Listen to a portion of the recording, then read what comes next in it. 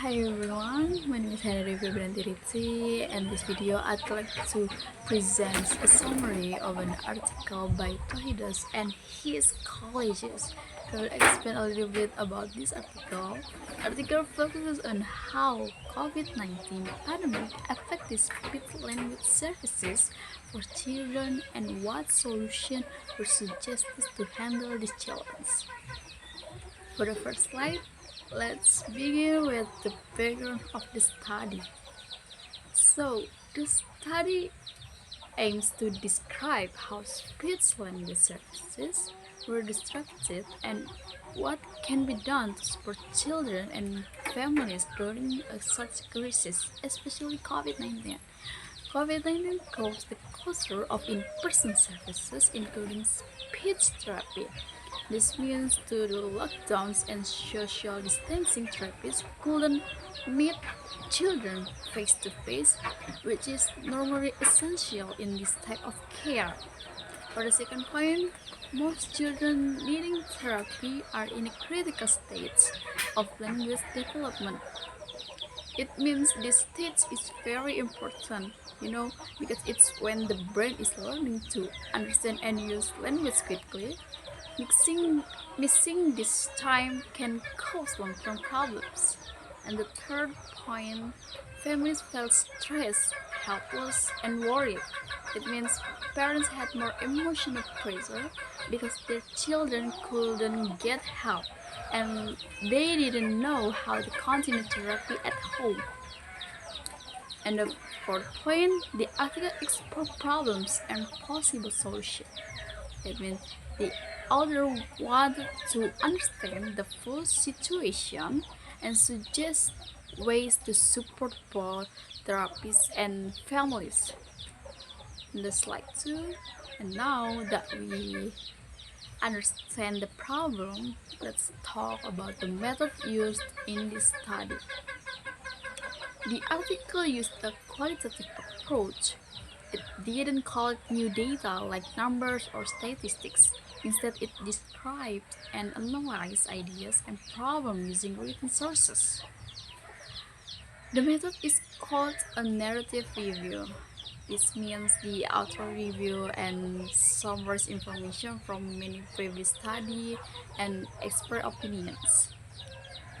The article doesn't include direct voices from families or therapists. It focuses on existing research. The goal was to describe the situation and recommend solutions. By combining different sources, the article gives a full explanation of the issue during the pandemic. This method helped them present a big picture of how the pandemic affected speech-language services globally. For the next slide, now let's take a look at the main findings from the article. Point: face-to-face therapy became unsafe. Speech therapists usually need to talk closely with children and show mouth movement, which was dangerous during COVID-19. Many therapy sessions were cancelled. We already know this left children with no support during an important stage of their language development. And for third point, challenges and stress and financial hardship. Some parents lost jobs and had to care for their children at home without any professional help. For the fourth point, missing early therapy could cause long-term issues. It means if children don't get help early, they may struggle with speaking, reading, schoolwork, and social interaction in the future. And the article shows that the pandemic created both emotional and developmental risks for many children and families. And for the next slide, so what's the solution? The author suggests using telepractice. Telepractice means therapy through video or phone, like Google Zoom. This allows therapists to continue helping children without meeting in person. For the second point, it is useful for rural and low-income families. Families who live far away, have limited transport, can access therapy from home. 9.3, it reduces the risk of COVID-19 transmission. Since there's no physical meeting, children and therapists stay safe. As associations like ASHA support it was effective, the American Speech-Language Hearing Association has confirmed that teletherapy works well for many cases. 4.5, but there are challenges. Some problems include poor internet, lack of training, and insurance not covering the service. And for the next slide, of course, making telepractice work takes teamwork. That's where organization and therapies come in. For the first point, association must provide training and guidelines. They need to help therapists learn how to do therapy online and give them clear standards to follow. Associations should push for insurance support. In some places, online therapy isn't covered by insurance. This needs to change so more families can access it. Therapists need to adapt their methods. Therapists must learn how to communicate and teach effectively through a screen. For the fourth point, both groups must work together to improve telepractice. Cooperation is a key to making sure children still receive good quality care. You may be wondering, how is this related to psycholinguistics, right? The article 2 focuses on language development in children. This is a key topic in psycholinguistics, how people learn and use language. It addresses language disorders like stuttering or delay.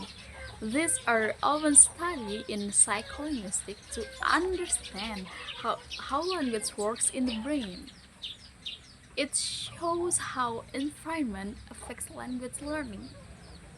The pandemic is an example of an outside factors that change how children learn language. It it doesn't mention theory, but it's still relevant, even though the article doesn't talk about specific theories. It its content support the field of psycholinguistics. And now let's reflect on the article's strengths and what could be improved. Strength. The article focuses on real and urgent issues. The topic is very relevant because many families were affected during the pandemic. The article promotes a realistic solution. It recommends telepractice, which is practical and already in use. It is based on many expert sources. The authors used solid references to back up their points. I believe this makes the article more trustworthy because they didn't just share personal opinions, they backed it up with research. And for the weaknesses, it lacks new data or interview. We don't hear directly from families or therapists like I said before, which could have made it stronger. Another more detailed case study would help. Real life example would make the findings more personal and powerful. Now let's summarize everything we have learned. In conclusion, the article explained how the COVID-19 pandemic disrupted speech-language therapy for children during a very important stage in their development. It highlights the emotional and financial challenges faced by families and offers telepractice as a safe and effective solution. However, to make telepractice work well, support from association, therapist training, and policy changes are still needed. The article gives helpful insight, but future research should include real life experiences to make the findings even stronger. That's all for my explanation. I hope you guys understand, and I hope this material, this explanation would help you. And thank you for watching. Bye.